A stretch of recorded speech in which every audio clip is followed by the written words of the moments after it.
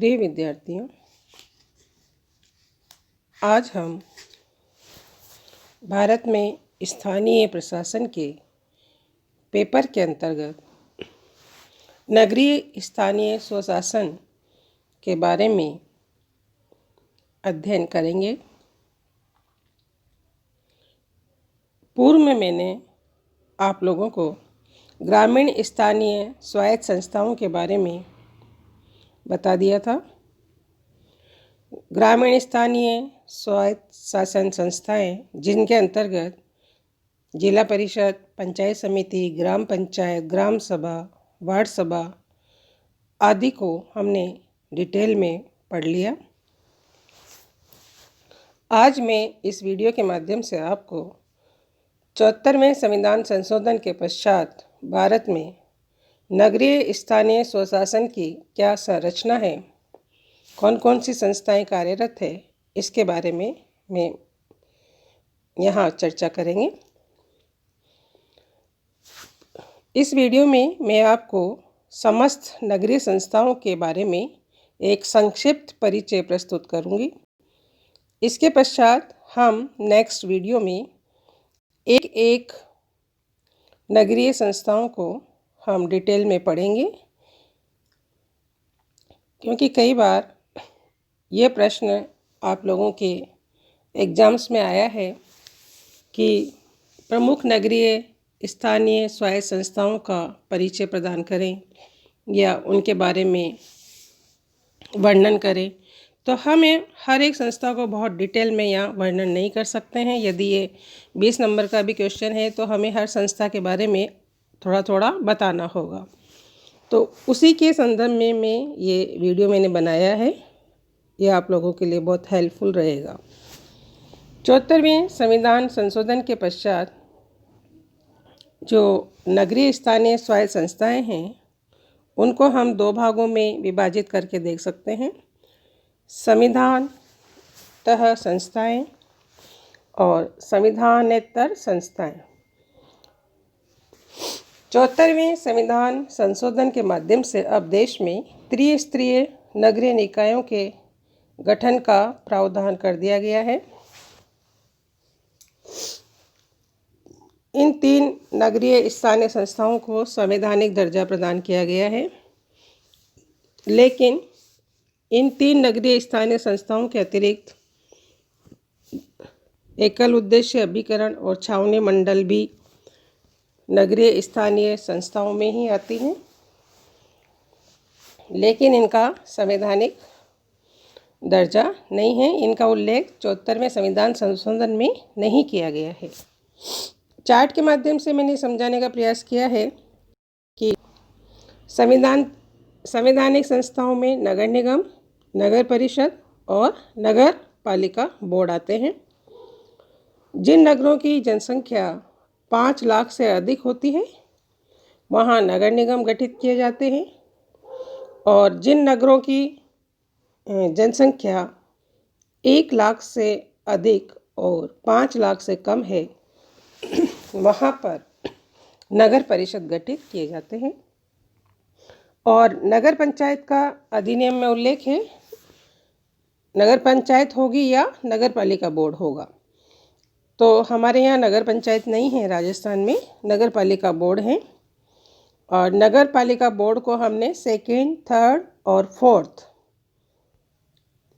भागों में बांटा है। नगर पालिका बोर्ड 2nd, इनका जो विभाजन हुआ है वो जनसंख्या के आधार पर किया गया है। जिस कस्बे की जनसंख्या 50,000 से अधिक होती है और 1 लाख से कम होती है, वहाँ पर नगर पालिका बोर्ड 2nd गठित होगा। जिन कस्बों की जनसंख्या 25,000 से तो अधिक है परंतु 50,000 से कम है, वहाँ नगर पालिका बोर्ड 3rd होगा। और जिन कस्बों की 25,000 से कम है, वहाँ नगर पालिका बोर्ड 4th होगा। इस तरह से ये विभाजन किया गया है। नगरीय स्वायत्त संस्थाएं 3 स्तर पर गठित की है। बृहत्तर जो बड़े नगरीय क्षेत्र है, वहाँ नगर निगम, छोटे नगरीय क्षेत्र व नगर परिषद, और छोटे कस्बे जो हैं वह नगर पालिका बोर्ड गठित किया जाता है। नगर निगम नगरीय स्थानीय प्रशासन की सर्वोच्च इकाई होती है। इसकी रचना महानगरों में की जाती है। जिन नगरों की जनसंख्या 5 लाख से अधिक होती है वहाँ नगर निगम होते हैं।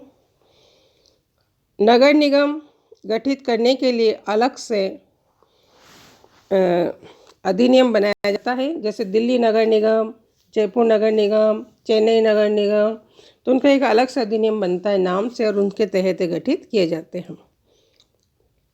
राजस्थान में जयपुर और अभी कोटा में भी जनसंख्या बढ़ने के कारण 2 नगर निगम गठित हो गए हैं, जैसे कोटा में कोटा उत्तर नगर निगम और कोटा दक्षिण नगर निगम गठित किए गए हैं।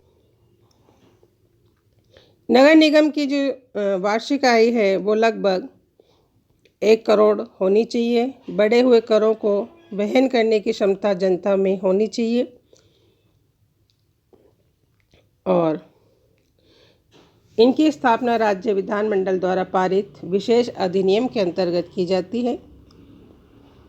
दिल्ली नगर निगम एक ऐसा निकाय है जिसकी रचना संघीय जो संसद है उसके कानून के द्वारा की जाती है।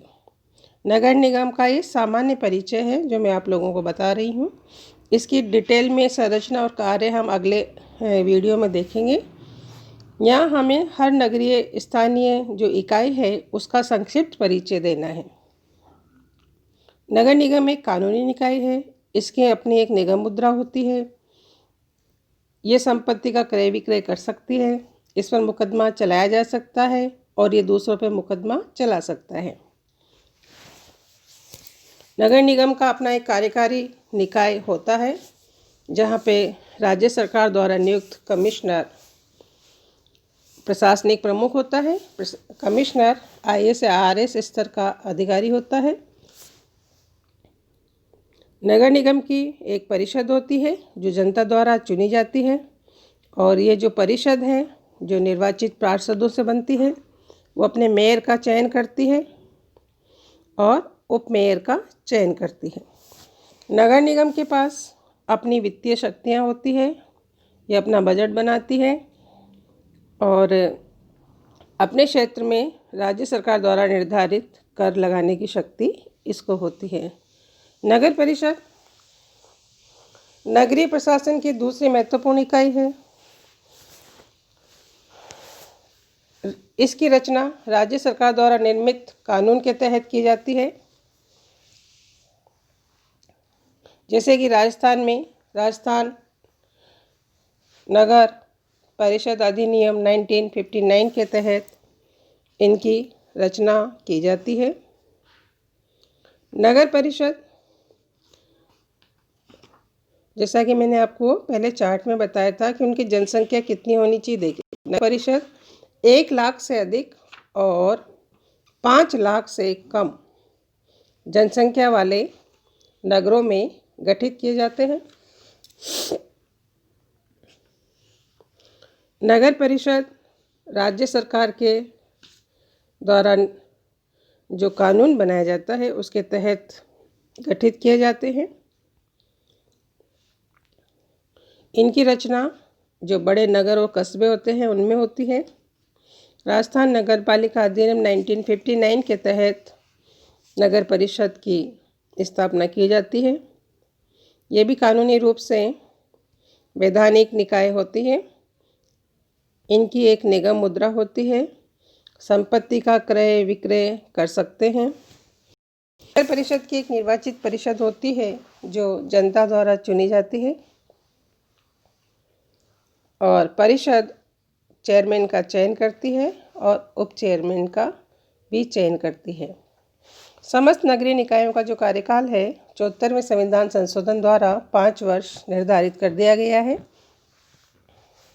अब राज्य सरकार इन्हें जब चाहे नहीं हटा सकती। संवैधानिक दर्जा इनको प्रदान किया गया है। पहले इन्हें भंग कर दिया जाता था बीच में और निर्धारित समय पर इनके चुनाव कराना भी अब आवश्यक हो गया है। परिषद के सदस्यों की जो संख्या है वो नगर की जनसंख्या के आधार पर निर्धारित होती है। नगर परिषद का एक कार्यकारी अधिकारी होता है जिसकी नियुक्ति राज्य सरकार द्वारा की जाती है। परिषद की कार्यों के संचालन के लिए परिषद अपनी अनेक स्थायी और अस्थायी समितियां गठित करती हैं। नगर पालिका बोर्ड ये हमारे तीसरे स्तरीय नगरीय स्वायत्त संस्था है। ये हमने 3 भागों में बांटे हैं, नगर पालिका बोर्ड सेकंड, थर्ड और फोर्थ। इनकी रचना भी राजस्थान नगर पालिका अधिनियम 1959 के तहत की जाती है। जनता द्वारा प्रत्यक्ष रूप से निर्वाचित एक बोर्ड होता है और बोर्ड के सदस्य अपने में से ही एक चेयरमैन का और एक उप चेयरमैन का चयन करते हैं। प्रशासनिक कार्यों के लिए एक ईओ यानी कि अधिशासी अधिकारी होता है जो कि नगरीय स्थानीय सेवाओं का प्रशासनिक अधिकारी होता है। बोर्ड का कार्यकाल 5 वर्ष होता है। सीटों जो नगरीय संस्थाओं में सीटों की जो आरक्षण व्यवस्था है वो 74वें संविधान संशोधन के अनुरूप होती है। 73वें संविधान संशोधन और 74वें संविधान संशोधन के बारे में पीडीएफ के माध्यम से तो मैंने आप लोगों को बता दिया था। अब मुझे लग रहा है कि एक वीडियो इनके बारे में बनाया जाना चाहिए, तो मैं नेक्स्ट वीडियो 74वें संविधान संशोधन की जो प्रमुख विशेषताएं हैं या जो प्रावधान हैं उनके बारे में मैं बनाऊंगी। जो नगर पालिका बोर्ड है, यहाँ हमें समझने की ज़रूरत है कि जो नगरीय स्थानीय संस्थाएं हैं उनका गठन, उनके कार्य संचालन समस्त 74वें संविधान संशोधन के प्रावधानों के अनुरूप ही होता है। और इन सभी संस्थाओं के जो कार्य हैं वो भी अधिनियम में निर्धारित हैं। इनकी वित्तीय शक्तियाँ वो सब अधिनियम में निर्धारित हैं। उसी के अनुरूप इन्हें कर लगाने का अधिकार होता है। ये तो थी संवैधानिक संस्थाएं। इनके अलावा 2 संविधानेतर संस्थाएं हैं जैसे छावनी मंडल और एकल उद्देशीय अभिकरण। छावनी मंडल इन्हें हम कैंटोनमेंट बोर्ड भी कहते हैं। छावनी मंडल की स्थापना उन स्थानों पर की जाती है जहां छावनी में सेना रहती है। सेना अपनी एक छावनी बना लेती है। सुरक्षात्मक कारणों से एक छावनी गठित होती है। वहाँ सैनिक अधिकारियों कर्मचारियों का एक नगर सा बस जाता है और उस छावनी के आसपास अनेक असैनिक नागरिक भी अपनी बस्ती बना लेते हैं। इसीलिए वहाँ पे एक छावनी मंडल गठित करने की आवश्यकता होती है। और इस छावनी मंडल में आधे सदस्य सेना के अधिकारी होते हैं और आधे सदस्य असैनिक नागरिकों में से निर्वाचित होते हैं। और जो इसका अध्यक्ष होता है छावनी बोर्ड का, वो सैनिक, उस जो छावनी है, सैनिक छावनी है, उसका जो सर्वोच्च सैनिक अधिकारी होता है वो स्वयं इसका अध्यक्ष होता है। और जो बोर्ड का उपाध्यक्ष है वो असैनिक सदस्यों में से चुना जाता है। इसके प्रशासन में सैनिक प्रशासन की ही छाप रहती है, लेकिन इसके जो कार्य हैं वो नगर पालिकाओं जैसे ही होते हैं। एकल उद्देश्य अभिकरण ये केवल एक उद्देश्य को पूरा करने के लिए गठित किए जाते हैं, क्योंकि जो हमारी नगरीय स्थानीय संस्थाएं होती हैं वो विकास से संबंधित कार्य सुनियोजित ढंग से नहीं कर पाती हैं।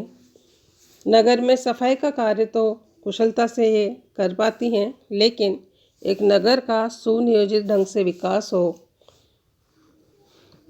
जो नगर की जो बस्तियां बसे वो एक सुनियोजित ढंग से बसे, सोसाइटीज़ बने, सड़कें